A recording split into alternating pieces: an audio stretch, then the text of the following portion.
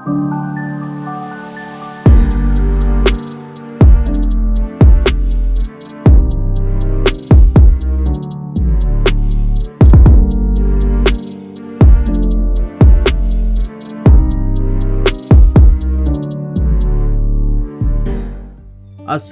আলাইকুম।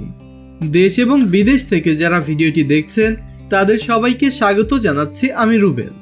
ঢাকা টাঙ্গাইল মহাসড়কটি দেখতে অনেকটা ঢাকা মহা এক্সপ্রেসওয়ের মতো হয়েছে। আজকে ঢাকা টাঙ্গাইল মহাসড়কের বর্তমান চিত্র তুলে ধরার পাশাপাশি যমুনা রেল সেতুর কিছু চিত্র তুলে ধরবো আপনাদের কাছে। এখানে যে ফ্লাইওভারটি দেখতে পাচ্ছেন এটি কালিয়াকৈর ফ্লাইওভার। এই ফ্লাইওভারটির নির্মাণ কাজ শেষ হয়েছে। এর উপর দিয়ে এখন যানবাহন চলাচল করে। এই ফ্লাইওভারের পাশেই নির্মাণ করা হয়েছে সুন্দর একটি রেল স্টেশন, আর পাশেই রয়েছে বঙ্গবন্ধু হাইটেক সিটি। এবার চলে এসেছি বঙ্গবন্ধু হাইটেক সিটি রেল স্টেশনের দিকে। এই রেল স্টেশনটি যেমন সুন্দর ও পরিষ্কার পরিচ্ছন্ন, তেমনি এর চারপাশটিও খুব সুন্দর।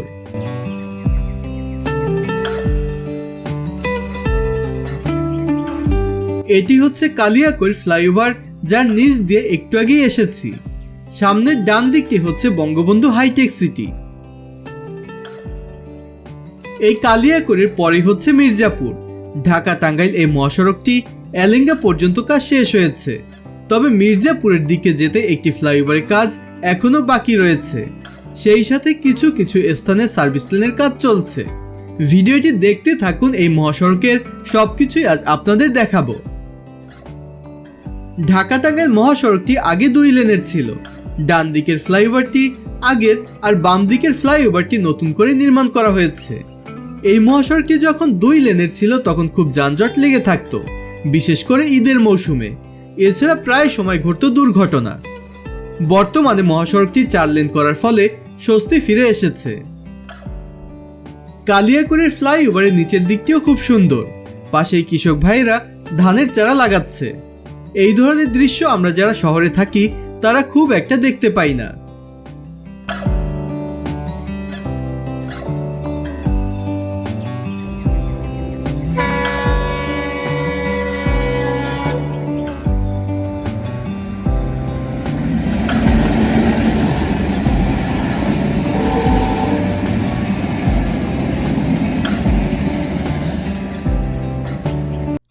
এবারে চলে যাব টাঙ্গাইলের মির্জাপুরের এলেঙ্গা হয়ে যমুনা নদীর পারে। এলেঙ্গার পর থেকে সড়কটি 2 লেনের, সেটিও 4 লেনে উন্নীত করা হবে। সামনে গিয়ে দেখব 4 লেনের কাজটি শুরু হয়েছে কিনা।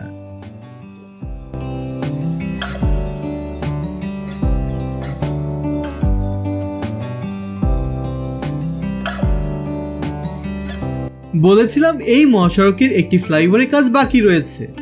এই স্থানটির নাম গড়াইহাটুভাঙ্গা। এই স্থানে ফ্লাইওভারটির কাজ শেষ হলে এই মহাসড়কটি পূর্ণতা পাবে। এখানে নির্মাণ কাজ চলার কারণে যানজট লেগে থাকে প্রায় সময়।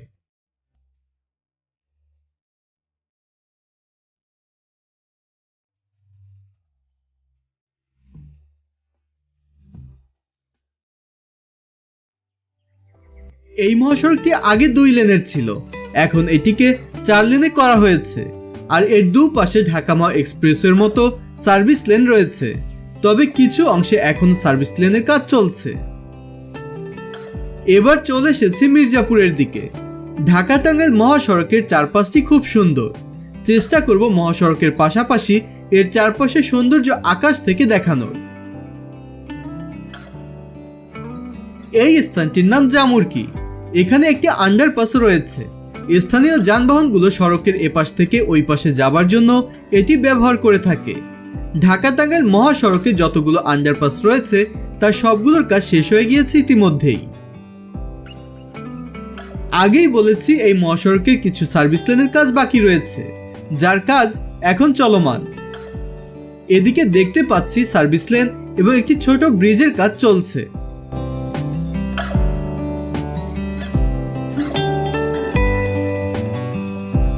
ঢাকা টাঙ্গাইল মহাসড়কটি গাজীপুরের জয়দেবপুর থেকে টাঙ্গাইলের এলেঙ্গা পর্যন্ত মোট দৈর্ঘ্য হচ্ছে 70 কিলোমিটারের মতো, আর এটি এশিয়ান হাইওয়ের একটি অংশ। এলেঙ্গা থেকে রংপুর মহাসড়কের কাজটি শেষ হলে উত্তরবঙ্গের মানুষের দুর্ভোগ কমে যাবে। সেই সাথে ওই অঞ্চলের মানুষের অর্থনৈতিক উন্নতি হবে। বর্তমানে সিরাজগঞ্জ থেকে রংপুর পর্যন্ত 4 লেনের কাজ চলমান রয়েছে।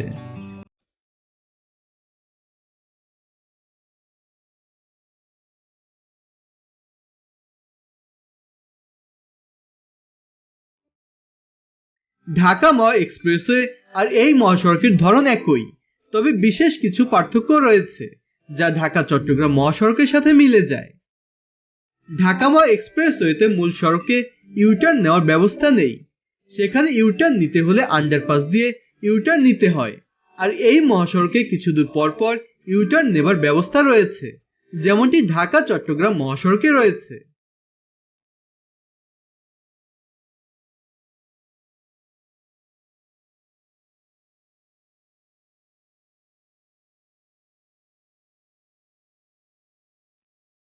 বর্তমানে ঢাকা টাঙ্গাইল মহাসড়কের সব থেকে সুন্দর জায়গাটি আপনাদের দেখাবো। এই স্থানে সরিষা ক্ষেতের জন্য জায়গাটির সৌন্দর্য অনেক বেশি বেড়ে গিয়েছে। আর পাশেই রয়েছে একটি রেল ব্রিজ, যখন এখান দিয়ে ট্রেন যায় তখন ট্রেন থেকেও এই অসাধারণ দৃশ্য দেখা যায়।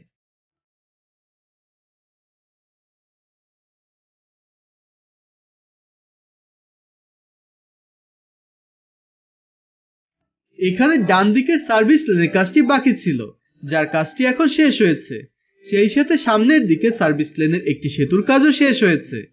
এই মহাসড়কে নতুন করে বাসওয়ে নির্মাণ করা হচ্ছে, যেমনটি আমরা ঢাকা মহা এক্সপ্রেসওয়েতে দেখেছি।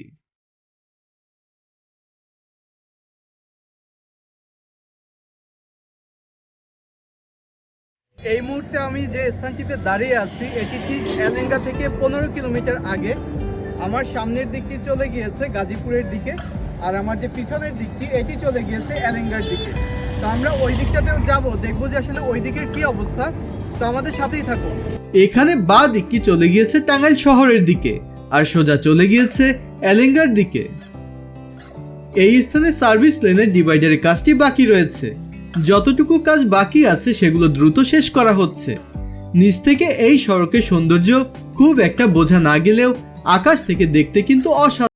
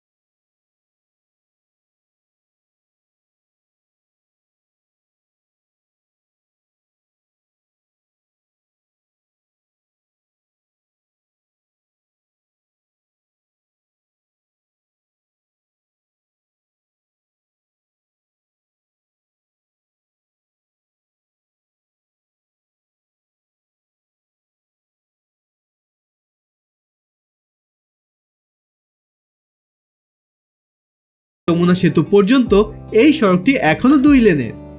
এদিকে এখনো 4 লেনের কাজটি শুরু হয়নি। এই সড়কের কাজটি আব্দুল মোনেম লিমিটেড করবে। আশা করা যাচ্ছে খুব শীঘ্রই এই কাজটি শুরু হবে।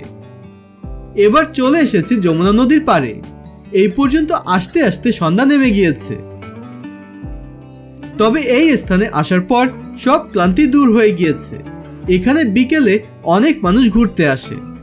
আর সামনের দিকেই দেখা যাচ্ছে বর্তমান যমুনা সেতুর পাশেই নির্মাণ করা হচ্ছে যমুনা রেল সেতু।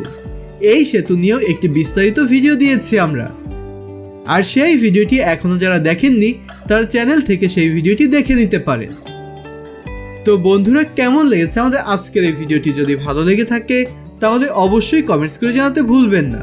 সেই সাথে যারা নিয়মিত আমাদের ভিডিও দেখেন কিন্তু এখনো চ্যানেলটি সাবস্ক্রাইব করেননি, তারা সাবস্ক্রাইব করে পাশে থাকা বেল আইকনটি প্রেস করে দিন, যেন পরবর্তী ভিডিওর নোটিফিকেশনগুলো পেয়ে যান সবার আগে।